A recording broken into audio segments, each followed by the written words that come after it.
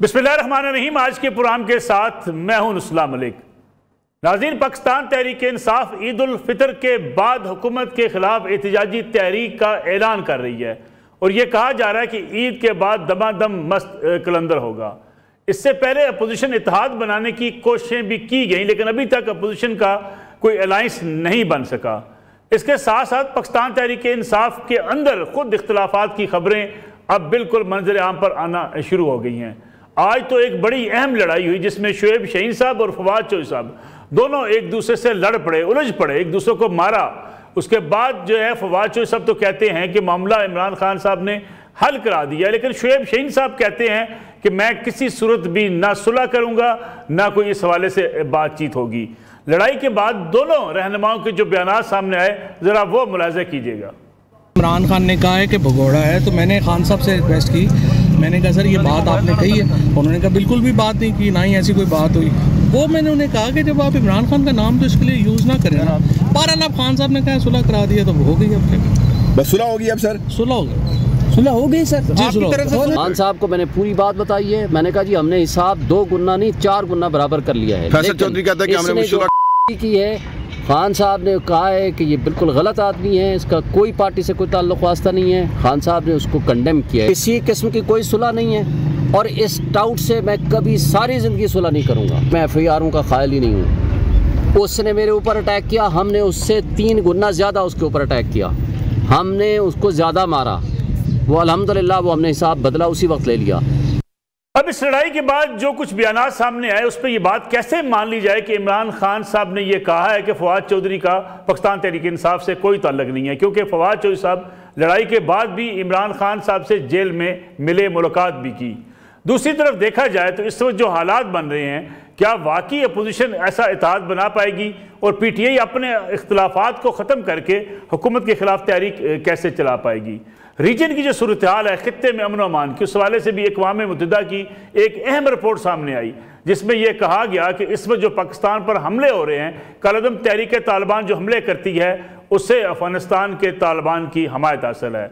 गोया पाकिस्तान के लिए भी ये सोचने का मकाम है कि पाकिस्तान ने हमेशा जहाँ अफगानिस्तान की मदद की, अफगान हुकूमत की मदद की, अगर वहाँ से वो अनासर जो पाकिस्तान के खिलाफ हमले करते हैं आज तक अपने हमले जारी रखे हुए हैं, तो पाकिस्तान की हुकूमत का मुतालबा जो अफगान हुकूमत से बारहा किया जाता है कि अपनी सरजमीन हमारे खिलाफ इस्तेमाल ना होने दें, इस पर अमल दरामद क्यों नहीं होता?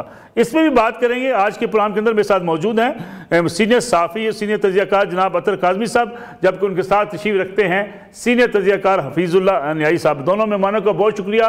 साथ ही साथ हम अफगानिस्तान की जब बात करेंगे तो हमारे पास दिफाई तजियाकार भी मौजूद होंगे जो कि अफगानिस्तान की सूरत हाल पर भी हम उनसे पूछेंगे कि पाकिस्तान और अफगानिस्तान के ताल्लुकात बेहतर कैसे हो सकते हैं।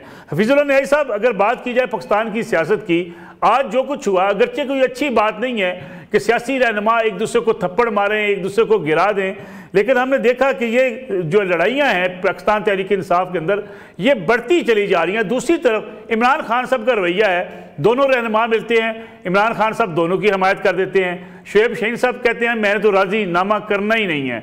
फवाद चौधरी साहब जो हैं वो पार्टी के चेयरमैन, बानी चेयरमैन से मिलकर आते हैं, वो कहते हैं मैं पार्टी के अंदर मौजूद हूँ। आखिर तहरीक इंसाफ इस किस्म की सियासत, ये इस किस्म की लड़ाइयों से कब निकलेगी?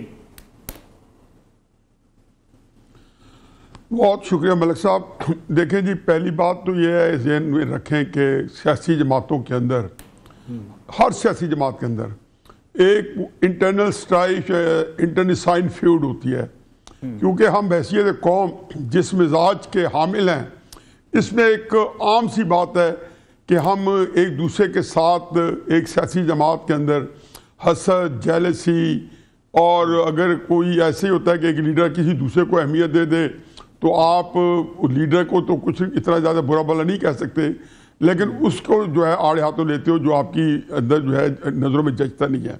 मेरे लिए ये बात जो है कहीं पे भी देखें अक्सर लड़ाई हमारे तक नहीं पहुंचती, लेकिन सियासी जमातों के अंदर हाथापाई भी हो जाती है और बड़े लीडर के सामने हो जाती है। उनके कायदीन बैठे होते हैं, बेनज़ीर साहब बैठे होती हैं, तो इसके बावजूद नवाज शरीफ साहब बैठे होते हैं, तो ये हो जाती हैं।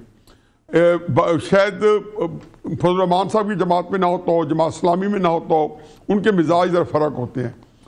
लेकिन ये तहरीक इंसाफ के अंदर ये चीज़ें बहुत ही गैर मामूली हैं और बहुत ही इसकी शिद्दत और हिद्दत बहुत ज़्यादा है। उसकी वजह बिल्कुल आम सी है। पहली बात तो यह है कि बदकिस्मती से इमरान खान साहब ने अपने बंदों के अंदर, अपने जो पार्टी के रैंक्स के अंदर कॉमरेडशिप डेवलप ना होने दी है, ना की है, ना उनको कोई दिलचस्पी थी। अच्छा। उनको ये अंदाज़ा नहीं था कि ये जो इनके अंदर जो लोग एक दूसरे से ग्रुप बना के फिरते हैं। आप देखते नहीं है कि जब इमरान साहब बाहर भी थे, इवन 2018 के इलेक्शन में, ये उससे पहले देखें जहांगीर तरीन साहब जो है वो प्रेस कॉन्फ्रेंस कर रहे हैं शामिल कुरैशी के खिलाफ। शामिल कुरैशी जो है जहांगीर तरीन के खिलाफ। 2013 के इलेक्शन में अलीम खान ने बिल्कुल इलेक्शन से चंद दिन पहले भरपूर प्रेस कॉन्फ्रेंस की, फिर उसके बाद इलेक्शन भी लड़ा, फिर आगे भी बढ़े। तो ये कोई और मैं आपको दर्जनों मिसालें दे सकता हूँ, मेरा ख्याल है वो आपके प्रोग्राम में वो रेलेवेंट नहीं है। और इमरान खान हर दफ़ा इन चीज़ों को इंजॉय करते थे। उनका ख्याल था कि इनकी लड़ाइयाँ जो है वो शायद उनके लिए कहीं ना कहीं जो है आसूदगी देती हैं, और पार्टी को इस तरह रखना चाहते थे कि कोई जहन में उनके हमेशा से रहा है और आज तक उस पर कारबंद है कि उन्होंने नंबर 2 नहीं तैयार होने दिया, ना होने देंगे, ना उनके पास है। अब आ जाए जी के, और एक और बात भी जी, वो इन लड़ाइयों के अंदर ना सिर्फ ये कि वो इससे आसूदगी लेते थे, वो इसके अंदर हिस्सा भी कई दफा लेते थे। अच्छा। मैंने कई दफा देखा है, और मैं अब उस वक्त से जब तहरीक इंसाफ की कोई औकात नहीं थी, आज जब 20 साल पहले, बिल्कुल मैं नाम नहीं लेता हूँ, लेकिन आप हैरान आ जाएंगे कि ऐसे लोग जो आप बाद में बड़े बड़े नंबर 1, नंबर 2, नंबर 3 पोजीशन पे बैठे रहे हुकूमत में आने के बाद, उनकी मैंने आपस में हाथापाई देखी है। अच्छा। और उनको बड़ी मुश्किल छुड़वाया गया है। तो क्राइसिस ये है कि इसमें इमरान खान साहब इसको एंजॉय करते थे, मुंह पे हाथ रख के हंसना शुरू कर देते थे। एक बंदा जब दूसरे को गाली देता था तो इमरान खान साहब कहते थे अच्छा ऐसा किया। तो मेरा ख्याल है कि उसकी वजह एक ये है कि इमरान खान साहब ने ये समझा है कि आम वर्कर जो है जी बाकी भी जगहों पे ऐसे ही रहा है कि लीडर के साथ वो डायरेक्ट हो जाता है और लीडर ही उसके लिए सब कुछ होता है। इमरान खान साहब के केस में ये भी गैर मामूली है कि लोगों की जो उनके चाहने मानने वाले हैं, उनकी जो अटैचमेंट है वो ज़्यादा है। चुनांचे लीडर साहब इररेलेवेंट हो गए। अब ये आपस में लड़ाई कर कूद के कोई किसी को पिछाड़ देगा, कोई नहीं पिछाड़ेगा। यहाँ पे गवर्नर सरवर साहब रहे तो उनको जहांगीर तरीन साहब जो है उन्होंने उनका अरसा याद तंग कर रखा था, या उन्होंने उसका अरसा याद तंग कर रखा था। तो ये वो चीज़ें थी कि जिसको मैं हमेशा कहता था कि कोई, वैसे तो पार्टियों में ऐसी चीज़ें होती हैं कि मुस्लिम नून में चौधरी निसार साहब की अपनी फीलिंग थी, जावेद हाशमी साहब की अपनी फीलिंग थी। तो मेरा अपना ख्याल है कि तहरीक इंसाफ को अब इसका खमियाजा भुगतना पड़ेगा एज ए पार्टी। अब इसका नुकसान उठाना पड़ेगा। नुकसान हो रहा है ऐसे वक्त में जबकि इमरान खान साहब की बाकी सारी तदबीरें जो हैं, जो पब्लिक सपोर्ट के जरिए वो हासिल कर सकते थे, वो उल्टी पड़ चुकी हैं या नाकाम हो गई हैं। तो बड़ी बदकिस्मती है कि तहरीक इंसाफ के अंदर इस तरह की लड़ाई जो है वो सरे बाजार हो रही है। ठीक हो गया, मैं आता हूँ वापस आपकी तरफ। काज़मी साहब, इस किस्म की लड़ाई, हाथापाई, गालम गलोच, एक दूसरे को मारना गिराना तहरीक इंसाफ के अंदर ये मामूल बनता जा रहा है। दूसरी तरफ फवाद चौधरी साहब का हमेशा से मौक़िफ़ रहा, वो कहते हैं जी कि इमरान खान साहब के इर्द गिर्द भी वो लोग हैं जो चाहते नहीं इमरान खान साहब जेल से बाहर आएँ। यही गिला फवाद चौधरी साहब के मुखालफिन को है। वो कहते हैं नहीं जी उनका पार्टी से कोई तल्लक नहीं, लेकिन इमरान खान साहब हर किस्म के दोनों लोगों को मिलते हैं, दोनों को कहते हैं नहीं जी आप हमारे साथ हैं। लीडरशिप का फुकदान है, मसला क्या है आखिर? देखिए, मुझे नहीं पता कि ये मामूल बन गया है। एक ये इंसिडेंट तो हुआ है, इससे पहले तो कोई उस तरह मीडिया में रिपोर्ट नहीं हुआ। लड़ाइयाँ हो जाती हैं जहाँ पे इतनी बड़ी जमात हो, इतनी पोलराइजेशन हो, इतने इख्तलाफात हों, और ये चलता रहता है। दीगर जमातों में भी हम देखते हैं। 8 फरवरी को जहाँ पे तहरीक इंसाफ यौम स्याह मना रही थी, वहीं पे मियाँ जावेद लतीफ़ साहब ने भी अनाउंस किया हुआ था कि मैं भी यौम स्याह मनाऊंगा, मैं भी एहतजाज करूंगा। और उनके जो तहफ़्फ़ुज़ात हैं, अभी काबीना में बैठे हुए लोगों के हवाले से जो तहफ़्फ़ुज़ात हैं हैं, अगर वो भी कभी मीडिया की जीनत बने तो मेरे ख्याल में बड़ी स्टोरी होगी। इख्तिलाफात होते हैं लेकिन जिस तरीके से एक दूसरे के खिलाफ महाजर आई, शहरयार अफरीदी साहब एक तरफ खड़े हो जाते हैं, शानदाना गुलजार दूसरी तरफ खड़ी हो जाती हैं, हम देखते हैं कि जिस तरीके से ग्रुपिंग होती है, शाह महमूद कुरैशी साहब अपनी जगह पे रो रहे होते हैं, दूसरे रहनुमा अपनी जगह पे रो रहे होते हैं, चौधरी परवेज आई साहब सदर हैं लेकिन कोई उन्हें पूछता ही नहीं है। अच्छा, इसकी वजह है मलिक साहब, हमारी जो हालिया तारीख है ना, इसमें कोई भी सियासी जमात इतनी मैटर ही नहीं करती। अभी पिछले दिनों खुर्रम दस्तगीर साहब ने गिला किया कि मियां साहब मुझसे मिलते नहीं हैं। फिर एक खत सामने आया, खत लिखा था शाह महमूद शाह साहब ने, जो मुस्लिम लीग नून के मरकजी नायब सदर हैं। यकीन मानिए कि मैंने जिंदगी में पहली दफा उनका नाम सुना। और पीटीआई का तो कोई इंफॉर्मेशन सेक्रेटरी जिले में भी लगे तो पूरे मीडिया पे खबर बनी होती है और सोशल मीडिया पे लड़ाई हो रही होती है। तो ये एक वजह है कि दीगर जमातें जो हैं वो इररेलेवेंट हो चुकी हैं, उनके लीडरान पे ना कोई बात करता है ना कोई बहस करता है। अब मरकजी नायब सदर, और पहली दफा मैंने उनका नाम सुना, पता, और उन्होंने खत लिखा कि मियां साहब किसी से मिल नहीं रहे हैं। तो इससे आप अंदाजा लगा लें। तो तहरीक इंसाफ के ऊपर जो दूरबीनें लगी हुई हैं, चाहे वो सोशल मीडिया की हो या मीडिया की हो, तो उसकी वजह से थोड़ी सी चीजें हमें ज्यादा नजर आती हैं। बाकी मसला, उनका इशू, मेन बुनियादी इशू तो ये है कि इमरान खान साहब जेल में हैं। अब जेल में जिस दिन ट्रायल होगा 9 मई का, फवाद चौधरी साहब हों, जरताज गुल साहिबा हों, दीगर जितने भी लोग हों, वो जाते हैं, उनकी उनसे मुलाकात होती है। कोई मुकदमा होता है, कोई वकील जाता है, तो वो तब भी उनकी उनसे मुलाकात होती है। हाँ, अगर इमरान खान इस वक्त बाहर बैठे होते बनी गाला में और लड़ने वालों को एक को बुला के दूसरा कह रहे होते, दूसरे को बुला के तीसरा कह रहे होते, फिर तो हम इसके ऊपर कोई बहस कर सकते थे। इस वक्त तो इमरान खान खुद जो है वो रियासत की कैद में है, तो वो क्या फैसला कर सकते हैं कि कौन उनसे मिलेगा या कौन नहीं मिलेगा। ये तो हमें पता है कि किस तरह उनकी मुलाकातें होती हैं। अपोजिशन अलायंस और एहतजाजी तहरीक ईद के बाद नजर आती है आपको?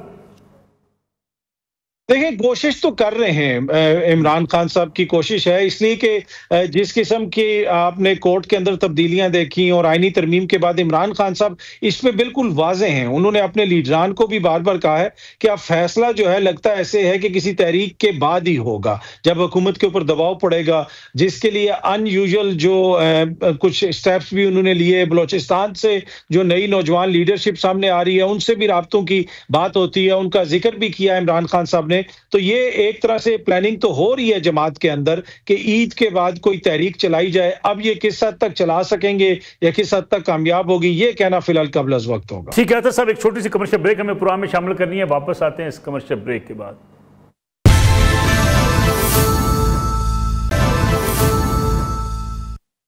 प्रोग्राम एक बार फिर खुशामदीद। हफीजुल्लाह नियाजी साहब, खत लिखा, इमरान खान साहब ने कहा खुला खत है, ये किसी एड्रेस पे तो मैंने भेजना नहीं है, इसको तारीख का हिस्सा बनाने के लिए खत लिखा है।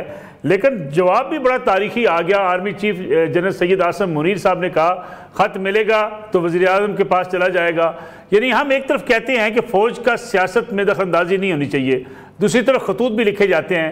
अब इन हालात में अगर तहरीक इंसाफ दोबारा से एहतजाजी तहरीक का ऐलान करती है, हुकूमत के लिए कोई दबाव होगा? मलिक साहब, मेरा ख्याल है कि दोनों फरीक जो हैं, जो इमरान खान और हमारी इस्टेब्लिशमेंट, जो उनकी इस्तेदाद है, जो उनकी इस्तात है, जो उनकी कैपेसिटी है और जो उनका एरिया ऑफ ऑपरेशन है, उसमें वो अपने कार्ड सही सही खेल रहे हैं। देखें, इमरान खान साहब की जो बारे में हमारी जो दिलचस्पी ज़्यादातर ये है कि इमरान खान साहब की सियासत का क्या मुस्तकबिल है, इमरान खान साहब की पार्टी किस तरीके से इलेक्शन में हिस्सा लेगी नहीं लेगी, इमरान खान साहब खुद जो है सियासी तौर पर कब इन होंगे नहीं होंगे। और इसी तनाज़ुर में हम मुख्तलिफ जावियों से इमरान खान साहब की सियासत को डिस्कस करते रहते हैं। लेकिन आया इमरान खान साहब भी, उसका भी यही है। मैं आपको एक ऐसी बात कर रहा हूँ जो मेरा ख्याल है कि मैं इसको टीवी पे इसको नॉर्मली अवॉइड करता हूँ, क्योंकि ये बड़ी एक जिसको तस्वराती बात है। और ये कि इमरान खान साहब जो कुछ अचीव करना चाहते थे वो मेरे नज़दीक अचीव कर चुके हैं। अच्छा, ये मैं आपको दोबारा दोहरा दूं कि इमरान खान साहब जो अपनी सियासत से हासिल करना चाहते थे वो हासिल कर चुके हैं। इमरान खान साहब को दो ही चीज़ें चाहिए थी। एक, उनको ये चाहिए थी कि क्रिकेट ने उनको जो मकबूलियत दी थी 7वें आसमान पे, सियासत पे आने के बाद वो बिल्कुल ही एक डाइल्यूट हो गई थी, एक वो खर्च होती जा रही थी और वो बिल्कुल 10-12 साल बाद तो आम उनकी जो मकबूलियत थी वो किसी खातर में नहीं थी। क्रिकेट की थोड़ी बहुत जो रहती थी, लेकिन उनको सियासत में उनको कोई औकात नहीं थी। 2018 के बाद या 2013 के बाद थोड़ी बहुत औकात आई, लेकिन असल में 2022 के बाद फिर उनको इक़्तिदार चाहिए था। उनका ख्याल था कि मैं ये साबित करूं कि मेरी मकबूलियत के साथ मैंने जब एक सियासत में तो इक़्तिदार मिलना चाहिए। इक़्तिदार मिल गया, अब उनके पास दोनों चीज़ें थी। इक़्तिदार मिला तो मकबूलियत खर्च हो रही थी।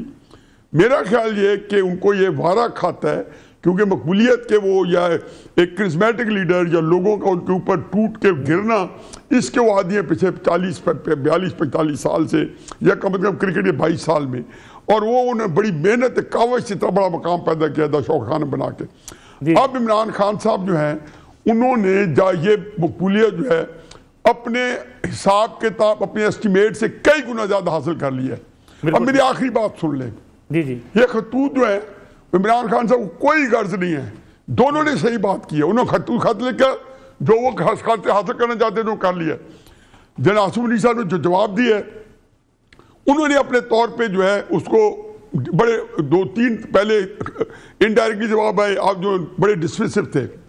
इमरान खान साहब को जवाब चाहिए नहीं। इमरान खान साहब खत लिखा, हम आज भी डिस्कस कर रहे हैं। ठीक, इमरान खान साहब को पता है कि उनका हर लॉन्ग मार्च नाकाम होता है, हम डिस्कस करते हैं। तो वो 10 अप्रैल 2022 से लेके आज तक उन्होंने पूरे मीडिया को कैप्टिवेट कर रखा है, अपने कब्जे में लिया हुआ है। और ये एक छोटी बात नहीं है। पूरे पाकिस्तान के अंदर जो अतर कह रहे हैं, मैं उनसे एग्री करता हूं कि सियासी जमातें इररेलेवेंट हो गई। मैं ये नहीं कह रहा हूं गैर मकबूल है, कभी ना कभी उनको रोल होगा, लेकिन आज हम उनको डिस्कस नहीं कर रहे। बिल्कुल ठीक। मतलब है कि जो मौजूद चलते रहे हैं उसमें तहरीक इंसाफ रही है और ज्यादा ज्यादा उस मुकाबले में हम एस्टैब्लिशमेंट को ले लेते थे। अभी हमने पिछले सवाल के जवाब दिए थोड़ी देर पहले, वो भी इसी तराजुर में लिया है कि जी इमरान खान, अब भी इमरान खान एस्टैब्लिशमेंट का एक रोल, इनका रोल। अब मेरा ख्याल है कि अब इमरान खान साहब जो है अल्लाह उनको लंबी जिंदगी दे, वो हकीकत ये है कि वो बड़ी ही बखुशी जो है एक पुरसकून अपनी अल्लाह मियाँ के बाद जाना, उनके अपने मुताबिक कि वो जिस जगह मुकाम पे पहुँच गए हैं यही उनको चाहिए था। और वो पाकिस्तान के अंदर लैटेंट स्पिरिट मर्जा खलाइक हैं, मखलूक के अल्लाह के अंदर जो उन्होंने अपनी सपोर्ट जनरेट की है। इससे पहले शायद नवाज शरीफ साहब के पास भी थी, लेकिन इतनी जो थी खुल के नहीं आई थी। तो मेरा ख्याल है कि खतूत तो चौथा भी लिखेंगे जब तक कि खतूत के ऊपर वो उनका सारा बैंक खर्च ही हो जाता। जैसे खतूत खत्म होंगे इमरान खान साहब फिर एक और आर्टिकल लिख देंगे, मुझे नहीं पता क्या, लेकिन एक नया काम करेंगे जो फिर वो आपकी तवज्जो का मरकज़ बन जाएंगे। चाहे आप चाहें या ना चाहें, मेरे और आपके जो ख्यालात हैं वो खासियत तक मिलते हैं। इसके बावजूद मुझसे भी आपने इमरान खान के बारे में 2 बोल अच्छे बुलवा लिए, जो मेरे लिए एक साने से ज्यादा कुछ नहीं है। लेकिन मैं तो समझता हूं कि ये मकबूलियत जो है बनना कोई अहम नहीं होता, लेकिन मकबूलियत उनको दोबारा इक़्तिदार में ला सकेगी या उनकी जो मुश्किलात हैं ये कम कर पाएगी? हाय यार, यही तो बात है। हमारे जो बड़े बड़े दानिश्वर हैं, जिनमें बहुत बड़े बड़े लोग हैं, मुजीबुर रहमान शामी साहब हैं और अब नसरुल्लाह मलिक साहब उसी कबील में आ गए हैं और बड़े बड़े। मैं कभी भी इस बात का कायल हूं, मुझे नहीं पता इमरान खान साहब क्या चाहते हैं। हकीकत है कि मैं इक़्तिदार को कभी नहीं समझता हूं। मैं तहरीक इंसाफ वालों को इतना मुझे अफसोस होता है कि काजी फैज साहब जैसे बंदा जो इन नाशुक्रों को इलेक्शन दे के गया। मैं आज मेरे पास बहुत तहरीक इंसाफ के चोटी के वकील घर आए हुए थे, मैं उनसे यही पूछा कि मुझे बता दो, आप तो इतने बड़े वकील हो और सुप्रीम कोर्ट में जजेस सामने खड़े होते हो, काजी फैज के अलावा इनको इलेक्शन देता? और दूसरी बात जो हमेशा मैं कहता हूं कि 8 फरवरी को इमरान खान साहब की जो मकबूलियत थी सियासी, जो ताकत थी, आया 9 फरवरी 10 फरवरी को उसमें इजाफा हुआ है या कमी हुई है? तो एक सियासतदान को हर वक्त इक़्तिदार नहीं चाहिए। ये एक ऐसी सोच है जो हमारे यहाँ आप जैसे दानिश्वर जो हैं इससे मजबूती से थाम के बैठे हैं। मेरा ख्याल है कि इमरान खान साहब को ये पता है कि इक़्तिदार में कभी भी नहीं आ सकते, सवाल ही पैदा नहीं होता। चाहे जनाब आसिम मुनीर साहब हो, चाहे हो रहा है, चाहे कोई और हो, या इतना भाजपा हो या इतना फैज हो, ये इदारे का फैसला है। इदारे ने फैसला किया कि हमने नवाज शरीफ को माइनस रखना है, माइनस है। हमने इमरान खान साहब को माइनस रखना है, माइनस है। हमने बेनजीर भुट्टो को माइनस रखना है। जब भी आए हैं जलील करके निकाला है, पहले से ज्यादा बेहरुमती हुई है। 2013 में इलेक्शन इक़्तिदार में आए हैं नवाज शरीफ साहब, 10 महीने बाद पूरे पाकिस्तान में बोर्ड लगे हुए थे, सियासत नहीं रियासत बचाओ, और 2 मस्करों को भेज दिया था डी ग्राउंड में, इमरान खान साहब और कादरी साहब, जिन्होंने पूरी कौम का तमस्कुर उड़ाया, सारे मीडिया से पीछे लगाया। बिल्कुल ठीक। तो क्या था 10 महीने में नवाज शरीफ ने क्या किया था? इसलिए कि कांटा लग गया था। इमरान खान कहता है नवाज शरीफ आपके नाम पे कांटा लग गया, तो इमरान खान साहब उस खाते में आपके नाम पे कांटा लग गया। लेकिन इमरान खान साहब जो है, अगर अपनी सियासत को खुदा न खास्ता एस्टैब्लिशमेंट से कंप्रोमाइज करके नवाज शरीफ की तरह उनको मिलेगा भी कुछ नहीं, लेकिन ये मकबूलियत खर्च हो जाएगी। ये मकबूलियत जो है, इसका राज ये है एंटी एस्टैब्लिशमेंट नारा, यही नवाज शरीफ ने लगाया था, यही भुट्टो ने लगाया था, यही इफ्तिखार चौधरी ने लगाया था, और सबको रिफतें मिली थी। इमरान खान साहब को भी रिफतें मिली है। ठीक हो गया। अतर काज़मी साहब, सियासतदान हमारे यहाँ तो इक़्तिदार की सीढ़ियाँ चढ़ने के लिए ही उसे मकबूलियत दरकार होती है। क्या ऐसा हो सकता है कि महज मकबूलियत लेके सियासतदान बैठ जाए? देखिए, जमहूरियत में तो मकबूलियत ही होती है, जमहूरियत में तो यही मेयार है, आईने पाकिस्तान के अंदर भी यही मेयार है, दुनिया भर में जमहूरी असूलों के मुताबिक भी यही मेयार है कि जिसको वोट पड़ता है उसी को इक़्तिदार मिलता है। और जमहूरियत में तो आपकी जंग ही, टोटल जदोजहद ही मकबूलियत की होती है। दुनिया भर में आप देख लें। हाँ, पाकिस्तान में अब इसके ऊपर यकीनन हमने ये नया फलसफा यहाँ पे जरूर सुना कि मकबूलियत है, कबूलियत नहीं है। फिर अब एक और बयानिया भी सामने आ रहा है कि जी वो इमरान खान का जो यूट्यूबर हो जाएं या फिर उनके जो हमायती हो जाएं, उनके सख्त मौकिफ की वजह से इमरान खान साहब जो हैं वो जेल के अंदर हैं। देखिए, इमरान खान साहब जो हैं वो जेल के अंदर हैं इस हुकूमत की वजह से, जिस किस्म के मुकदमात उनके ऊपर बनाए हुए। और जो भी नियाजी साहब ने फरमाया ना, ये बड़ी सोचने और समझने वाली बात है हुकूमत के लिए भी। और नियाजी साहब ने शायद उतनी उस हद तक बात नहीं की, लेकिन उन्होंने जो बात की वो साहिब अकल के लिए, जितने भी लोग हैं उनके लिए वो बड़ी इंपॉर्टेंट बात है। इमरान खान अगले इलेक्शन का नहीं सोच रहा है, वो अगले 200 साल का सोच रहा है। और ये नियाजी साहब इस पे मुझसे डिसएग्री कर सकते हैं अगर मैंने गलत तशरीह की है, तो मेरे ख्याल में जब इस नहज पे चीजें आ जाए तो फिर वो थोड़ा सा सोचने की जरूरत होती। जी जी, सही कहा है ना सर जी। तो इस वजह से फिर तो जब सोच इस लेवल पे आ जाए तो फिर चीजों से निपटने के लिए, उनको हल करने के लिए दोनों तरफ से थोड़ी सी चीजों को मुख्तलिफ जावियों से देखना पड़ेगा। हमें चीजों को बेहतर करना है, हमारे अपने डोमेस्टिक चैलेंजेस भी हैं। ये रियासत पाकिस्तान है, ये मुल्क है, तो मेरी आपकी सहाफत है, किसी की वकालत है, किसी की सियासत है, तो खुदा न खास्ता हम चीजों को उस नहज पे ना लेके जाएं जहां पे हमारा अपना नुकसान हो। आज हमारे, आपने अभी अफगानिस्तान का जिक्र किया, ट्रंप जो है वो मोदी को F-35 जो है वो जेट्स बेचने की बातें कर रहा है, उनके साथ दिफाई ताउन कर रहा है। उनका जो मुश्तरका अलामिया है उसके अंदर जो पाकिस्तान के खिलाफ जहर उगला गया है, और इधर हमारी क्या जंगें लगी हुई हैं, इधर हम आपस में क्या कर रहे हैं, हमारे वजीर खारजा यहाँ पे क्या कर रहे हैं। तो मेरे ख्याल में हम सब के लिए सोचने का मुकाम है, चीजों को बेहतर करने की जरूरत है, और एक एक स्टेप शायद हम सबको पीछे लेना पड़े। और मुल्क के लिए अगर आप पीछे लेंगे तो उसमें किसी की हार नहीं है। यहाँ प्रोग्राम एक ब्रेक का वक्त हुआ, वापस आते हैं इस कमर्शियल ब्रेक के बाद। बहुत बहुत शुक्रिया प्रोग्राम में वक्त देने का। ये बताइएगा कि जो अभी यूएन की रिपोर्ट आई जिसमें कहा गया कि अफगानिस्तान की जो हुकूमत है उनकी सपोर्ट मिलती है जो कदम तहरीक तालिबान पाकिस्तान पर हमले करती है, तो हम क्यों नहीं ये बावर करा पाए कि अफगानिस्तान की सरजमीन हमारे खिलाफ इस्तेमाल होती है और मुसलसल होती है? जी देखिए मलिक साहब, पहली बात तो ये है कि इससे पहले कि मैं इस पे ज्यादा बात करूं, बॉटम लाइन यही है कि जी यहाँ पे ये दुनिया डिवाइडेड है इक्वल्स एंड मोर इक्वल्स के बीच में। जी जी, जब यहाँ से आज हम 1999 की अगर पोजीशन पे चले जाएं तो सिक्योरिटी काउंसिल का आपको याद होगा 1267 जो रेजोल्यूशन था जो अफगानिस्तान की सरजमीन को बैन करता था कि वहां से कोई टेररिस्ट एक्ट, यूरोप और वेस्ट और अलाइज और उनकी बात जरूर हुई थी, फिर अलकायदा की बात हुई, तालिबान की गठजोड़ की बात हुई और उनके खिलाफ एक्शन लिए गए, अफगानिस्तान को सिक्योर करने की बातें हुई। उसके बाद 2005 में if I am not wrong और 2015 में फिर सिक्योरिटी काउंसिल की रेजोल्यूशन हुई और अभी 2024 में ये रेजोल्यूशन आई है जी 2734। इसके बीच में भी आप देखें तो हम उसी 1999 वाली पोजीशन पर जाकर खड़े हो गए। तो जब मैं इक्वल्स एंड मोर इक्वल्स की बात करता हूँ, जब यहाँ से थ्रेट जाता है वेस्ट को, जब यहाँ से थ्रेट जाता है यूरोप को, अमेरिका को, तो फिर तो यहाँ हमें टेररिज्म भी याद आ जाता है, सारी चीजें याद आ जाती है और एक इंटरनेशनल एप्लीकेशन होती है जी, पूरे कोल्यूशन भी बन जाती हैं। कहीं से आप कुछ विलिंगनेस के साथ विलिंग वाली कोलिशंस होती हैं, कुछ इंटिमिडेशन और आर्म ट्विस्टिंग के बाद शामिल हो जाते हैं, बट एक इंटरनेशनल एप्लीकेशन हो जाती है। फिर इसको वही फॉरगॉटन एक कहानी है, इसको बिट्रेल की कहानी है जो पाकिस्तान के साथ होती है, और आज हम फिर वहीं पर खड़े हैं जहां तब खड़े थे। और आप देखते हैं कि तारीख में जो मैं बात करता हूँ कि दो वर्ल्ड हैं, आपको 9/11 की बातें आती होंगी, 26 तारीख की बात होती है, 7 अक्टूबर इजराइल के अटैक की बात। मुझे बताएं कि APS का जो सान्य हुआ है, किसी को डेट भी पता है कि ये किस सान्य हुआ इंटरनेशनल कम्युनिटी को? हम तो रोज 9/11 का शिकार हो रहे हैं।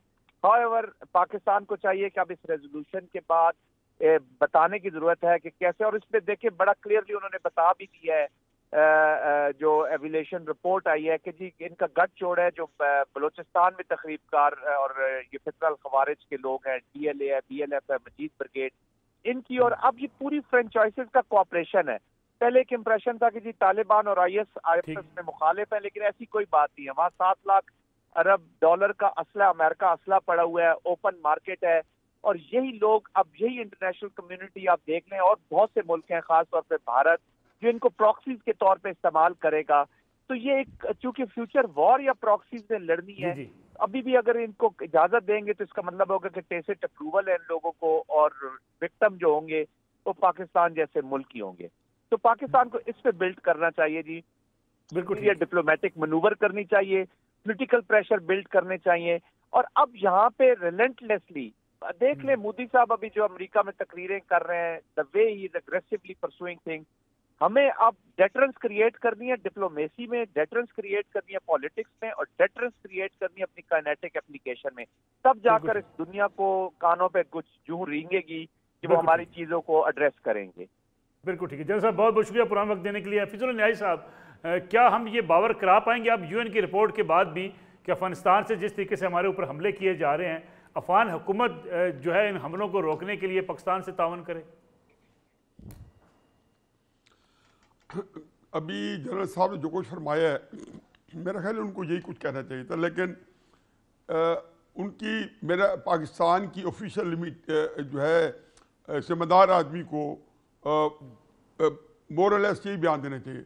मैं इस सारे मामले को मुख्तलिफ जाविये से देखता हूँ। जी मैं ऐसा ये समझता हूँ कि अमरीकी चले गए, लेकिन अफगान गवर्नमेंट को के गिर्द वो पूरा जाल बुन के गए हैं। अब भी आपने चंद कई हफ्ते को, मेरे ख्याल में 1.5 महीना हुआ है, 2 महीने हुए, शाम का अपने हाल देखा है कि वहाँ पे जो अबू मोहम्मद जुलानी थे, अहमद अशरे, और दाइश और उनके साथ ISIS के साथ मिलकर उन्होंने कानो कान खबनी असद को, बशार जो थे बशारुल असद थे, उनको एक दिन पहले तक नहीं पता था कि उनका तख्त उल्टा जा रहा है, जबकि एक तरह जंग शुरू हो चुकी थी। रूस तक को नहीं पता चला कि वो उसका तख्त उलट रहा है। बताया गया कि उनके पास जो असला था, जो अफगानिस्तान में अमेरिका के पास था, वो उन्होंने वहाँ पे दाइश को दिया, ISIS को दिया। अब इसके 2-3 और डालें कि अमेरिका अब निकला वहाँ से, सीरिया से, जब रूस आया 2014 में और वहाँ से अमेरिका को निकलना पड़ा, तो वहाँ पे वो ISIS दाइश क्रिएट करके गया। अफगानिस्तान में कोई दाइश ISIS नहीं थी, लेकिन अमेरिका के होते हुए आखिरी 4-5 साल में जब तक उन्हें दाइश को मजबूत किया, फिर निकल के किया। अब आपके कच्चे के डाकू के पास भी अफगानी असला है, जो अमरीकी असला है, आपके BLA के पास भी वही असला है, तालिबान के पास भी वही असला है। इसका मतलब है कि इनका मासी वेड़ा जो है, इनको इक्विप करने वाले हैं एक ही है। इंपॉर्टेंट बात यह है कि मुझे तो ये डर है कि अगर सीरिया वाला ऑपरेशन तालिबान के खिलाफ हो गया, तो सीरिया जैसी मुनज़्ज़म मजबूत हुकूमत, जो कि मिडल ईस्ट की मुसलमानों में सबसे मजबूत फौज थी, सबसे मजबूत जहाज थे, सब कुछ था, वो जब जो है ढेर हुई, एक मिट्टी का घरौंदा साबित हुई। मेरा ख्याल है कि इस वक्त तालिबान की हुकूमत को बचाने की, उनको इस बेबसी से निकालने के लिए आप बंदोबस्त कर लें। मैं आपको गारंटी देता हूँ कि पाकिस्तान के बारे में उनका मौक़िफ़ जो है बड़ा मजबूत आएगा और बड़ा संजीदा आएगा। लेकिन पूरी दुनिया में आखिरी फिक्रा ले ले, एक पूरी दुनिया में एक टाइटैनिक शिफ्ट आ रही है हर जगह पे। दुनिया के अंदर बहुत एक नई से नई जहतें पैदा हो रही हैं। अगर इसमें अगर बहुत सा नुकसान कहीं और हो गया तो शायद यहाँ भी हो जाए, अल्लाह खैर करे। मेरे नहीं ख्याल के तालिबान से हमारे को खतरा है, मैं बिल्कुल इसके बारे में मेरा मौक़िफ़। अतर काज़िम साहब, फाइनल कमेंट आपकी तरफ से, क्या ये अफगान हुकूमत को हम बावर करा सकेंगे कि हमारे खिलाफ जो हमले हो रहे हैं इनको रोका जाए? देखिए, यकीनन कुछ मसाइल वहाँ पे भी होंगे, कुछ हमारी अपनी पॉलिसीज भी हैं। क्यों, मतलब वो अफगान हुकूमत जिनके आने के ऊपर हमने सेलिब्रेट किया था, पिछली जो अशरफ गनी की हुकूमत थी उसके हवाले से हमारे तहफ़्फ़ुज़ात थे, तब हमें ये बताया जाता था कि इंडिया वहाँ पे सब कुछ कर रहा है। इनके आने पे तो वहाँ पे जाके हमने चाय वगैरह भी पी थी। तो मसला ये है कि कुछ हमें अपने भी देखने की ज़रूरत है ना कि ये हमारी पॉलिसी आए रोज़ तब्दील क्यों हो जाती है। एंड ऑफ द डे हम अपने नेबर्स को तब्दील तो नहीं कर सकते। अफगानिस्तान हमारा नेबर है, हमें उस मामले को बेहतर तरीके से हल करना पड़ेगा। अब ये वो ज़माना नहीं है कि हम उनके ऊपर हमले शुरू कर दें, वो हमारे ऊपर शुरू कर दें। तो कुछ उनको भी ख्याल करना चाहिए, कुछ हमें अपनी पॉलिसीज़ पे नज़रसानी करनी चाहिए और उनको एंगेज करें। बिलावल साहब जब वज़ीर ख़ारिजा थे पूरी दुनिया घूमे, अफगानिस्तान नहीं गए। अभी हमारे जो वज़ीर ख़ारिजा हैं वो कितनी दफ़ा अफगानिस्तान गए हैं। वो अफगानिस्तान जो डिपेंडेंट ही हमारे ऊपर है, अगर उनसे कुछ से भी हम कोई बात नहीं मनवा सकते तो फिर सलाम है हमारी ख़ारिजा पॉलिसी को। ठीक हो गया। अतर काज़मी साहब, आपका बहुत शुक्रिया। हफीजुल्लाह न्याई साहब, जनरल ज़ाहिद महमूद साहब, आज के प्रोग्राम में शरीक गुफ्तगू थे। तीनों मेहमानों को बहुत शुक्रिया। नाज़रीन, इंशाल्लाह कल आपसे दोबारा मुलाकात होगी। इजाज़त दीजिए, अल्लाह हाफ़िज़।